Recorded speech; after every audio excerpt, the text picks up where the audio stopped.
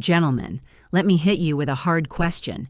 Have you ever felt the woman you love start slipping away, but every time you bring it up, she makes you feel like you're the crazy one? If so, you're not alone. In fact, you might be missing 4 of the most dangerous lies women tell before they ever cheat. These aren't just harmless white lies.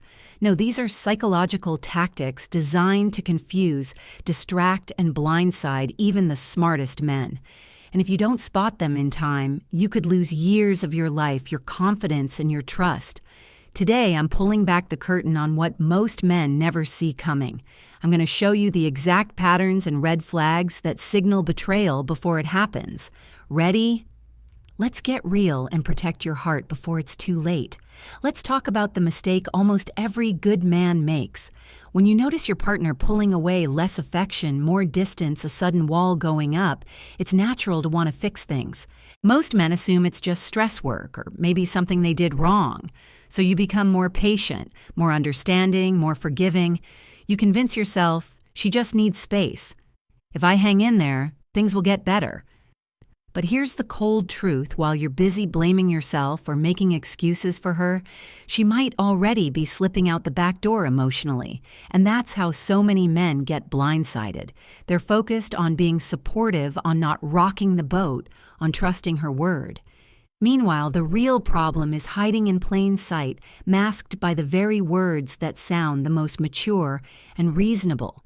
If you don't know what to listen for, you'll be the last to see it coming. That's why today, we're breaking down the 4 lies you can't afford to ignore. Now let's get crystal clear on what we're really talking about. Not every rough patch in a relationship means someone is cheating or planning to. Real life comes with stress exhaustion and moments when you just feel off. But what I'm exposing today isn't about ordinary problems or the natural ups and downs every couple faces. I'm talking about a very specific pattern, 4 calculated phrases that women use when they're already creating distance and preparing to step out emotionally or physically. These aren't just random excuses. They're deliberate strategies that fly under the radar, sounding completely reasonable on the surface. I'm just tired lately. I need to focus on myself. You're too controlling. Let's just be honest with each other. If you don't understand the psychology behind these words, you'll take them at face value, and that's exactly what makes them so effective. As a relationship coach, I've watched so many men beat themselves up, try harder, become more accommodating, all while missing the real warning signs. It's not about paranoia or mistrust. It's about recognizing when loving communication has been replaced by tactics that serve only to cover up the truth. Up next, I'll break down each of these lies one by one so you'll never miss the signals again. Let's dive into the first and probably the most common lie women tell before they cheat: I just haven't been in the mood lately. Now, on the surface, this sounds perfectly innocent. Life is stressful. Work can be draining. Hormones shift. We all get tired, right? So when your partner says she's not in the mood, your first instinct as a good man is to be understanding. You nod your head, you tell yourself, I just need to be patient. She'll come around. But here's where you need to listen up, gentlemen, because this is where most men miss the warning sign that changes everything. When a woman truly loves you, real stress doesn't push her away. In fact, it usually brings her closer. Even when she's exhausted, she wants to feel safe with you. Maybe you're not having wild passion every night, but she'll still crave your presence, your touch, your comfort. Love isn't about constant fireworks. It's about wanting to be near each other even on the hard days. So when your partner suddenly loses all interest in physical intimacy, not just once, but over weeks or even months, something deeper is going on. Let me be clear. If she flinches when you touch her, avoids holding your hand, or acts burdened by even casual closeness, it's time to pay attention. This isn't about her being tired or overwhelmed. It's about her redirecting her desire. Her body hasn't stopped wanting intimacy. It's just stopped wanting it with you. Here's the brutal truth that most men don't want to hear when a woman starts investing emotionally in someone else. Her physical desire for you fades fast. Why?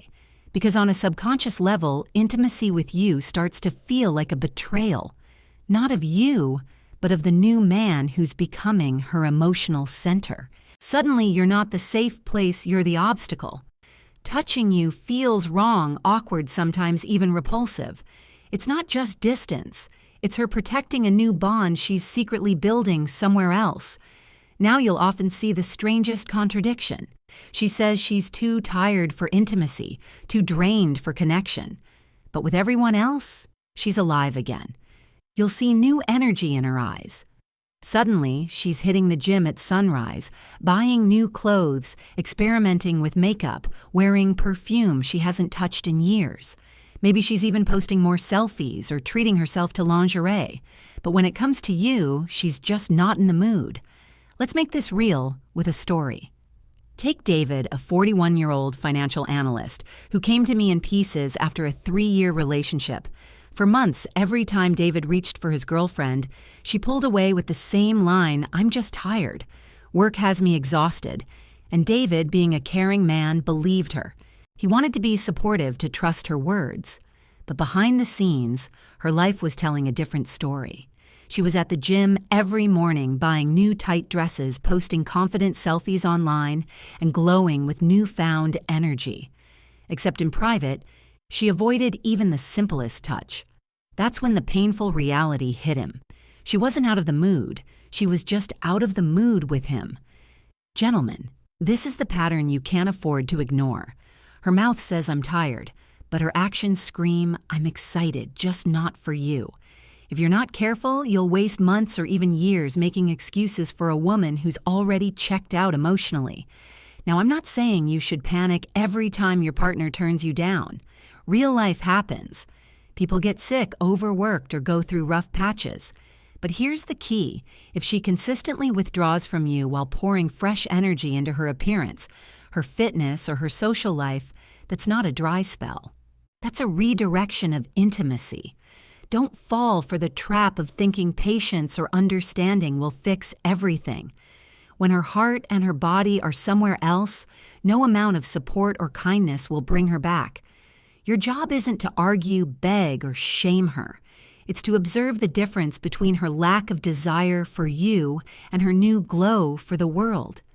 Ask yourself, is this really about stress, or is her desire already gone?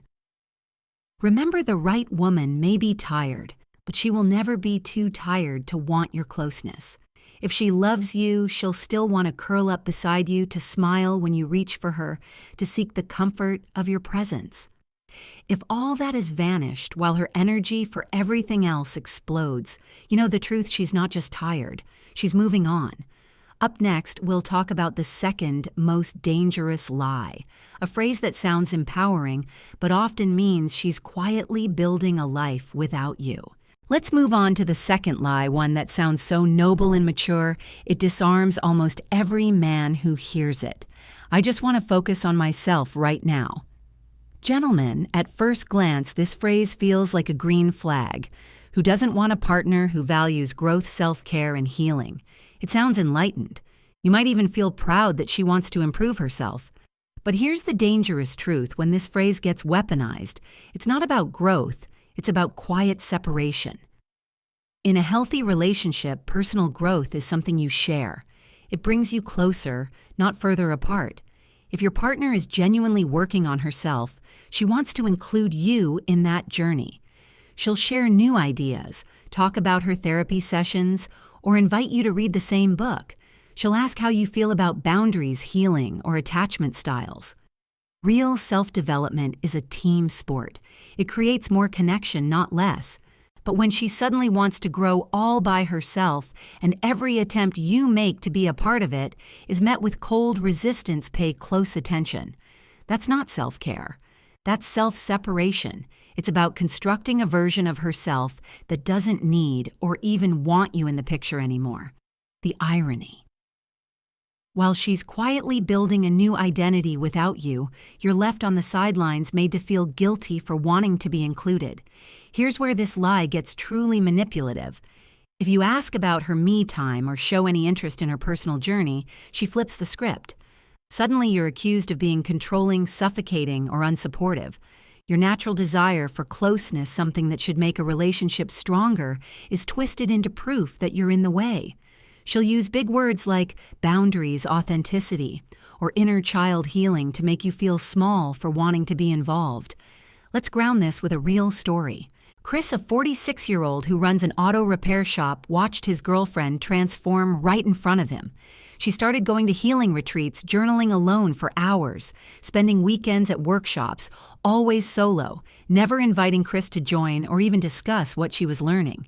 When Chris suggested they read the same book so they could talk about it, she snapped, "This is my journey, not ours." Each time Chris tried to bridge the gap, she accused him of holding her back. Meanwhile, her weekends away got longer, her circle of friends expanded, and her late nights became more frequent, always with people Chris had never met. Eventually, Chris realized this wasn't self-growth at all. It was her exit strategy.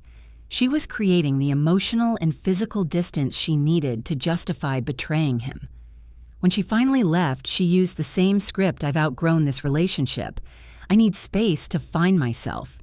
And just like that, Chris was left picking up the pieces, wondering how trying to be supportive had pushed her away. Gentlemen, here's the key. Healthy personal growth brings you closer together. Fake growth requires your absence.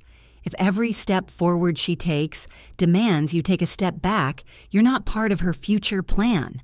The more you're excluded, the more likely it is that she's laying the groundwork for a life, and maybe even a love without you. So what should you do? Don't beg to be included. Don't argue. Just observe. Does her self-focus create more connection, or does it build a wall you can't climb?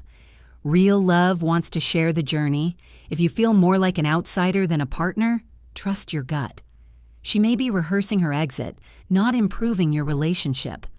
Up next, we'll break down the third lie, a phrase that flips the blame and leaves good men doubting themselves. You're being too controlling.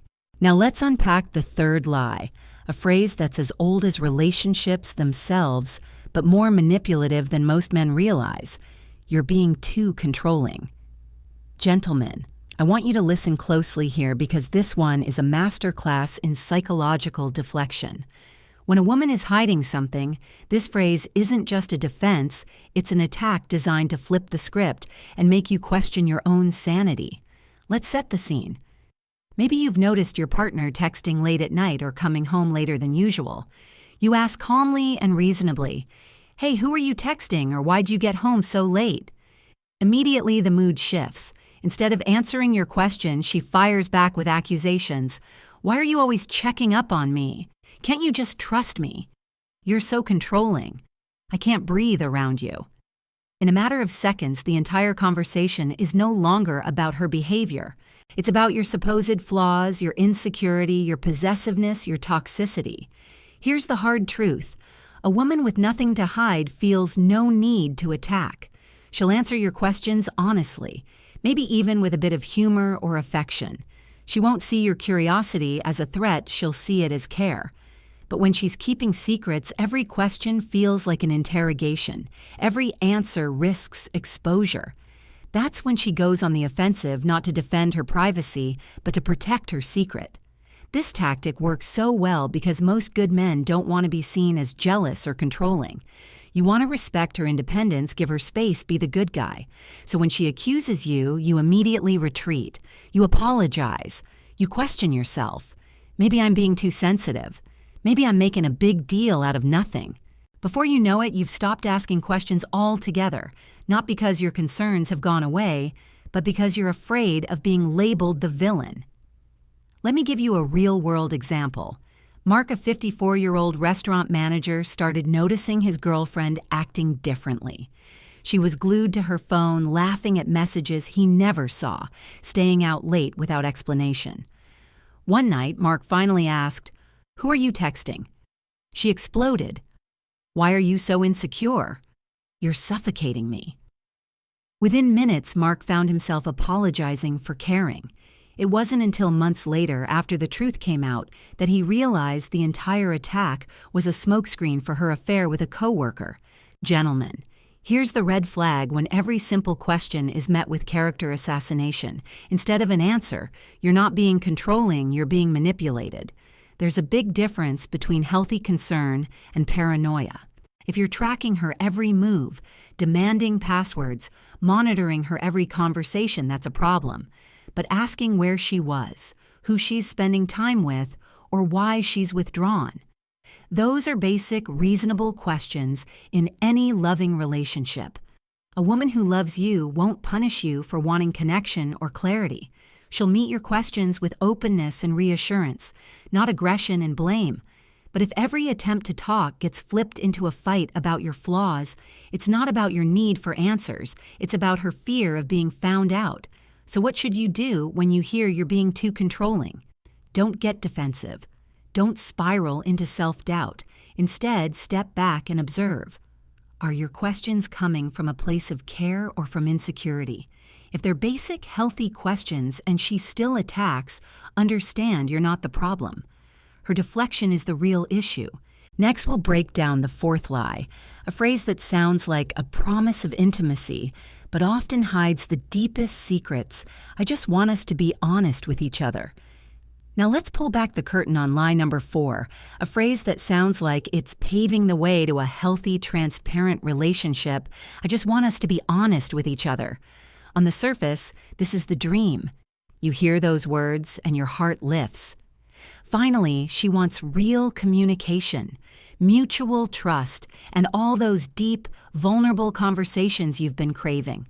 But let's be brutally honest, sometimes this promise of honesty isn't about openness at all. It's about selective sharing, control, and distraction. Here's how the script usually plays out. After announcing that honesty is now the new standard in your relationship, she suddenly wants to know everything about you. Your childhood, regrets, your insecurities, the mistakes you made in your past, your dreams and your darkest moments. And because you believe in building real intimacy, you open up. You bare your soul, thinking that finally the walls are coming down. But pay attention, because when you flip the conversation, when you gently ask about her new coworker, why she's been so secretive with her phone, or who she was with last night, suddenly the rules change. Now you're interrogating her. She bristles, gets defensive, and says, "Why can't you just trust me? I'm being so open with you and it's never enough." In a blink, the honesty you thought you were building is weaponized against you. This is the art of selective honesty. She's more than willing to go deep into your life, extracting every vulnerability, learning your triggers, your weaknesses, even your traumas. But when it comes to her own behavior, especially the things that truly matter, the doors slam shut. You're left holding a handful of sympathy and surface-level truths, while the real answers about loyalty intentions and accountability are left locked away. Let's make this real with an example. Tom, a 50-year-old insurance agent, told me how his girlfriend always pushed for radical honesty. She wanted to know everything about him. His first heartbreak, his fears about growing older, even the embarrassing stories from college. Tom was happy to share, thinking it would bring them closer. But whenever he tried to ask about her late nights out, who she was texting, or why she got upset after a mysterious phone call, she dodged. She accused him of being suspicious, of lacking trust, of never being satisfied. It wasn't until their relationship ended on the heels of her emotional affair that Tom realized what had happened. Her honesty was always on her terms, and it left him doubting himself, apologizing for wanting clarity, and blind to the signs right in front of him. Gentlemen, here's the core lesson. Real honesty is mutual. It's a two-way street. If you feel safe sharing your past but terrified or guilty for asking about hers, something is off. True transparency doesn't make you feel crazy for wanting answers. It doesn't ration the truth, give you crumbs, or make you apologize for wanting to know who you're really with. When a woman shares everything that makes her look good but shuts down or gets defensive, when you get close to her present behavior, that's not honesty, that's strategy. So what should you do when you hear, "Let's be honest with each other"? Watch carefully. Does her openness invite your questions, or does she withdraw? Get defensive and flip the script when you ask the same from her. If the answer is the latter, Don't ignore your instincts. Up next, I'll show you how to protect yourself when these lies surface and why trusting your gut is your greatest defense against manipulation and heartbreak. Gentlemen, let's talk about the landmines, the mistakes that leave good men blindsided and broken when these lies enter a relationship. The first and perhaps most damaging mistake is ignoring your intuition. When something feels off, when her words and her actions don't line up, you brush it aside. You tell yourself you're overthinking, or worse, you buy into her narrative that you're the problem. The second mistake is overcompensating. You notice the distance, so you try even harder. You give more space, shower her with kindness, take on extra chores, or agree to every boundary she sets, thinking it will win her back. But the more you chase, the further she pulls away, and the more power you hand over. Another critical mistake, rationalizing obvious red flags. Maybe she's suddenly obsessed with her appearance, but you write it off as her just wanting self-improvement. Maybe she gets defensive when you ask simple questions, and you chalk it up to needing more trust. Gentlemen, denial is not protection, it's self-sabotage. The more excuses you make for her behavior, the deeper you dig yourself into a hole. Don't forget the trap of selective honesty. You bare your soul thinking vulnerability will build trust, but you accept crumbs of truth in return. You let her set the terms, and you find yourself apologizing for wanting the same openness. Lastly, the most dangerous mistake, sacrificing your standards for the sake of peace. You silence your questions. You stop voicing your needs. You accept confusion as a normal part of love. But real love isn't built on silent secrets or self-abandonment. So how do you protect yourself? Up next, I'm going to share advanced strategies, the subtle skills and psychological anchors that keep you strong, clear-headed, and immune to emotional manipulation. Don't move. Because if you learn to spot the difference between real intimacy and calculated deception, you can finally reclaim your power and peace of mind. Gentlemen, now that you know the lies and the mistakes to avoid, let's talk about how to turn the tables, how to protect your heart and maintain your self-respect, no matter what games are being played. The real power move here isn't arguing, begging, or detective work. It's observation. Actions never lie. When her words say one thing, but her behavior tells a different story, trust the evidence you can see. First, embrace strategic silence. When a woman uses confusion distance or selective honesty, don't get sucked into endless debates. Stay calm. Let her reveal herself through her actions. Your quiet confidence creates mystery and forces the truth to surface on its own. Second set, psychological anchors. This means living with integrity, upholding your standards, and never being afraid to walk away if something feels wrong. Confidence isn't about controlling her, it's about controlling yourself. When you become the man who refuses to settle for half-truths, you raise your value and her respect if she's worth it. Third, create an environment of mutual transparency.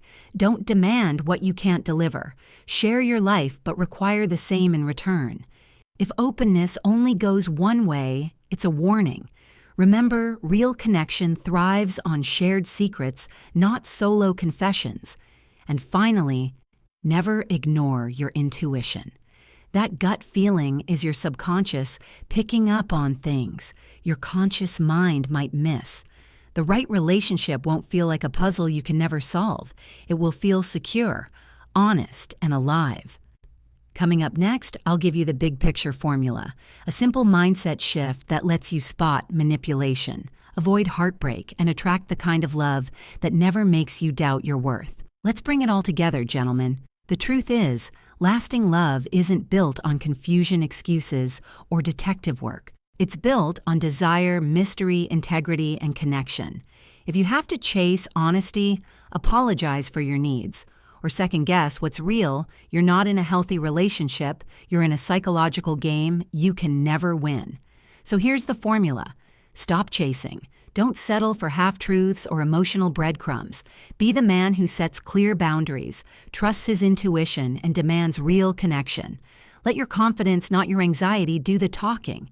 The right woman will rise to meet your standards. She'll crave your respect and honesty, not run from it.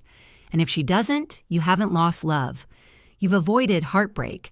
Remember, you don't need to convince anyone to stay. You only need to make yourself the kind of man she'd never want to lose. Choose clarity over confusion. Choose self-respect over self-doubt.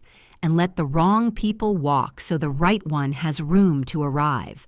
Gentlemen, if today's message opened your eyes or gave you the strength to trust your gut, do me and yourself a favor. Hit that like button, subscribe for more real talk every week, and drop a comment sharing where you're tuning in from. Let's help each other stay sharp and protect our peace. Remember, your story could save another man's heart. Stay strong, stay wise, and never settle for less than real love.